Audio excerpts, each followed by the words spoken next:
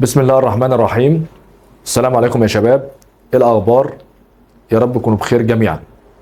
باذن الله هنكون مع بعض الترم ده في ماده اداره الانتاج والعمليات من خلال شرح الاونلاين بالتفصيل، سواء كان نظري او عملي. وفي البدايه حابب اعرفكم بنفسي، معاكم دكتور عمرو سليمان. هنكون مع بعض باذن الله في شرح هذه الماده. من البدايه كده تعالى ندردش نشوف الماده ايه طبيعتها.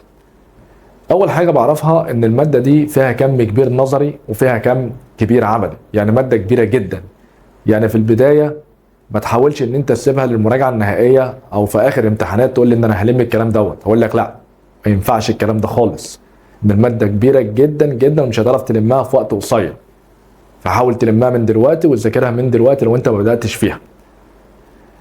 الماده هي ميكس ما بين المحاسبه والاداره والاقتصاد.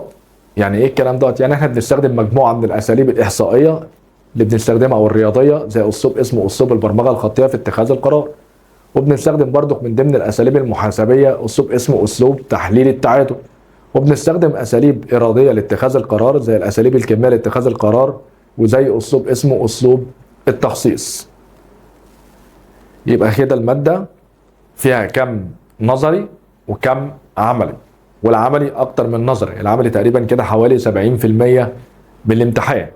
شكل الامتحان الدكتور حدد في المحاضرة، قال لك ان الامتحان هيكون عبارة عن بابل شيت، عبارة عن 80 نقطة تقريبا كده زي السنة اللي فاتت، عبارة عن 30 نقطة صح وغلط، و50 نقطة بيكونوا عملي. يبقى 30 نقطة نظري صح وغلط، و50 نقطة عملي، يا اما بيجيبها لك في صورة صح وغلط يا اما في صورة اختر او صح وغلط واختر ميكس.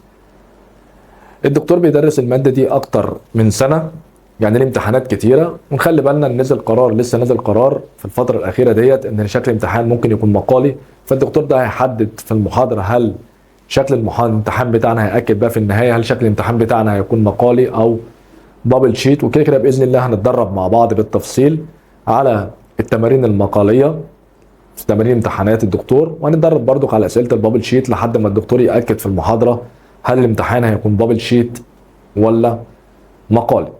يبقى شكل المنهج بتاعي بينقسم الى مجموعه من الموضوعات العمليه وجزء نظري بسيط برضو مش كبير. تعال نشوف الموضوعات العمليه بتتكلم على ايه ونعرف كل موضوع بيتكلم على ايه. عندي الموضوع الأول في الموضوعات العملية بيتكلم على حاجة اسمها الأساليب الكمية لاتخاذ القرارات. معنى كلمة كمية هي رياضية، يبقى الأساليب الرياضية لاتخاذ القرارات. يعني إيه اتخاذ قرار؟ معنى كلمة اتخاذ قرار يعني أنا بروح أعين واحد إداري في المنشأة عشان يتخذ قرار. الراجل الإداري دوت عشان يتخذ قرار لازم يكون عندي أكتر من بديل. يعني أنا ما ينفعش أتخذ قرار وأنا معايا بديل واحد بس. يبقى من البدايه كده انا عشان اتخذ قرار لازم يكون عندنا اكتر منين؟ لازم بيتوافر اكتر من بديل. انا كمتخذ قرار ما اجي بتخذ قرار، يا اما بتخذ قرار على حاجه اسمها، يبقى هنا متخذ القرار لما يجي بيتخذ قرار اهو، اما يجي بيتخذ اي قرار عندي بيتخذ قرار يا اما على الارباح يا اما على التكاليف. يعني ايه الكلام دوت؟ انا مثلا كمنشاه عندي 3 بدايل. البديل الاول عايز انتج مثلا 100 وحده، والبديل الثاني عايز انتج مثلا 200 وحده، والبديل الثالث مثلا عايز انتج 300 وحده. فانا كمتخذ قرار عايز اتخذ قرار، يعني عايز اختار البديل الافضل للمنشاه. هل المنشاه هتنتج 100 ولا هتنتج 200 ولا هتنتج 300؟ فانا كمتخذ قرار بروح احسب ربح كل نقطه من ديت. يعني انا كمنشاه لو انا انتجت 100 وحده، متخذ القرار بيقول لي مثلا بيحقق ربح 10000 جنيه. لو انا انتجت مثلا 200 وحده الربح اللي هيجي لي مثلا 8000 جنيه. لو انا انتجت مثلا 300 وحده الربح اللي هيجي لي مثلا 15000 جنيه. انا قلت بتخذ قرار على مين سيادتك؟ انا بتخذ قرار على الارباح. انا عايز اختار البديل الافضل للمنشاه. يبقى البديل الافضل للمنشاه هو تعظيم الربح. يبقى بختار اكتر ربح بتحققه في النقاط دي كلها. يبقى مين اكبر ربح؟ يبقى المنشاه هتنتج 300 وحده. بروح للمنشاه بقى في الاخر بقول لما تيجي انتجي عند ال 300 وحده. ليه يا سيدي؟ لانها بتحقق اكبر ربح ممكن قدره 15000 جنيه. طب انا كمتخذ قرار ما اجي اتخذ قرار مثلا على التكاليف. يعني ايه تكاليف؟ يعني بروح احسب ربح كل نقطه.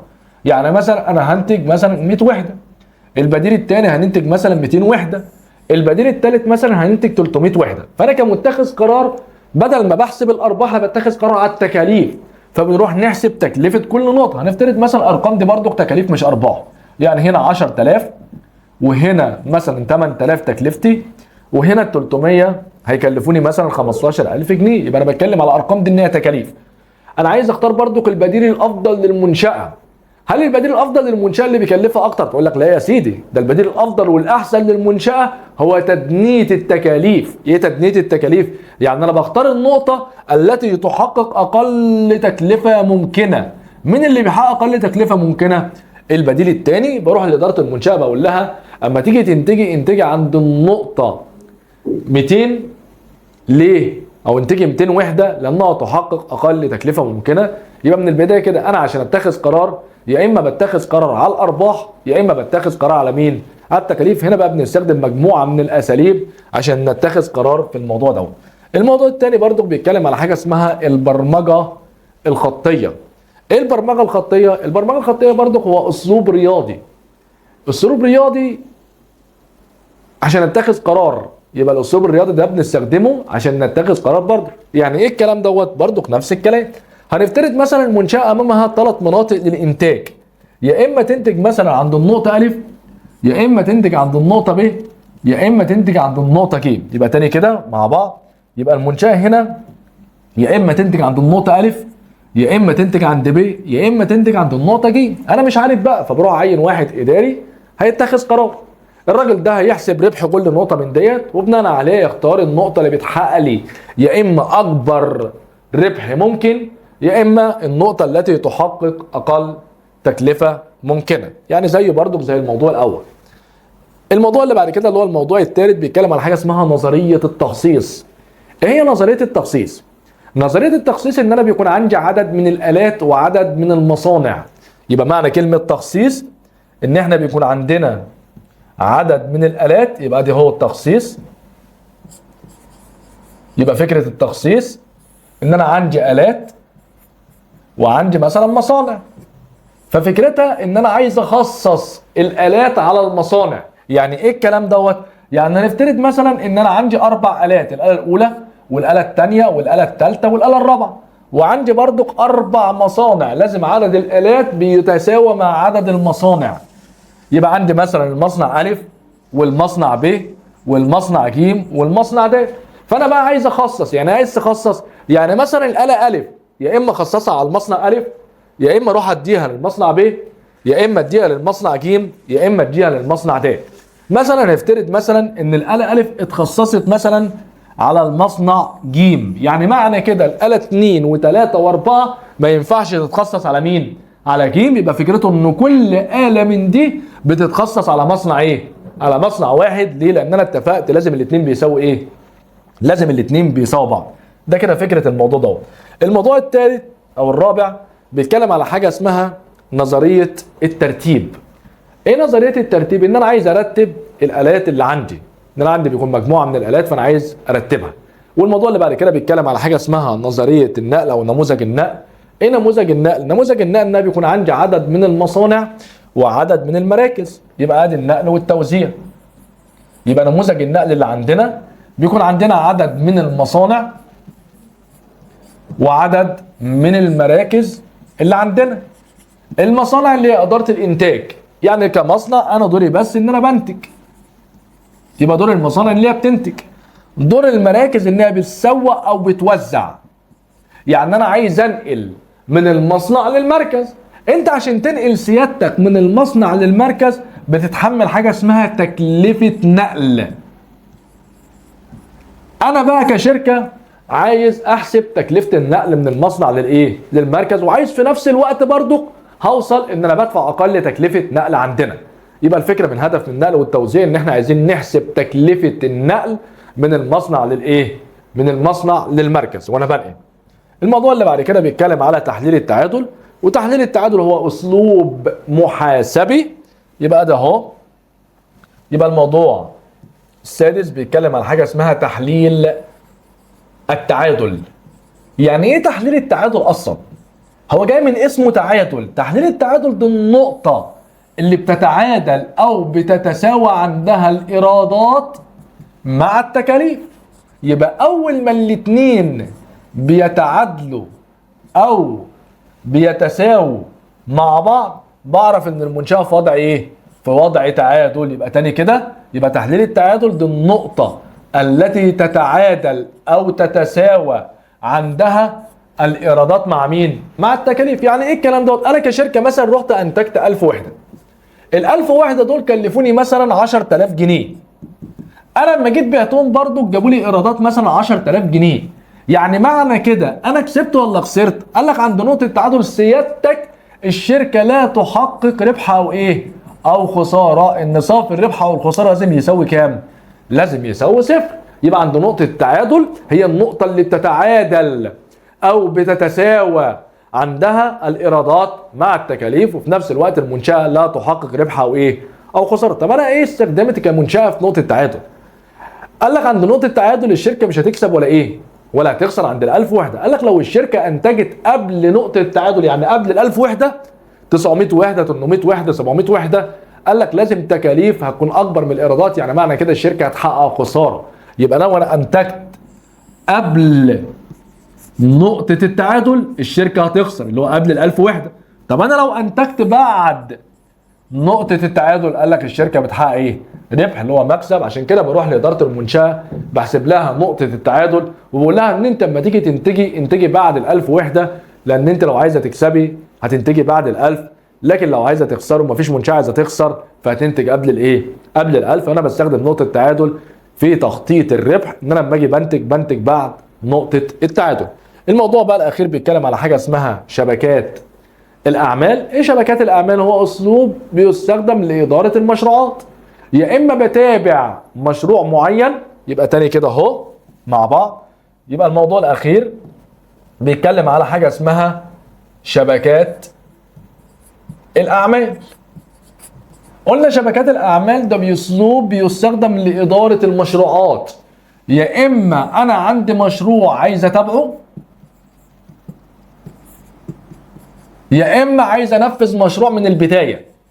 يعني ايه الكلام دوت؟ انا مثلا عايز ابني عماره،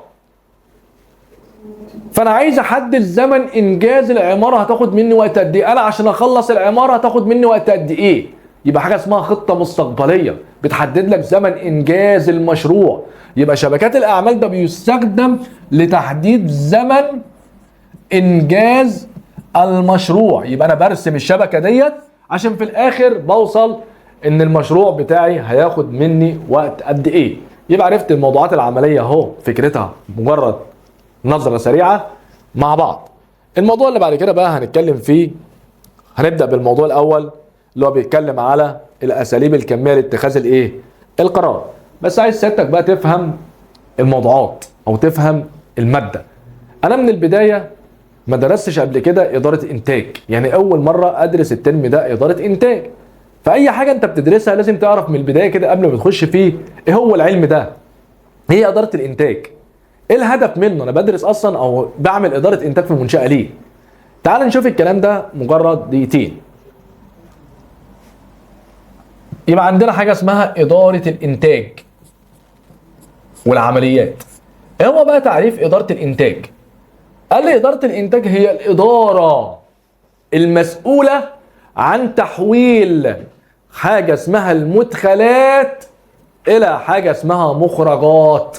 يبقى تاني كده، يبقى تعريف اداره الانتاج قال لك هي الاداره المسؤوله عن تحويل المدخلات الى ايه؟ الى حاجه اسمها مخرجات. طب مين هي المدخلات سيادتك؟ انا عشان انتج محتاج ادوات.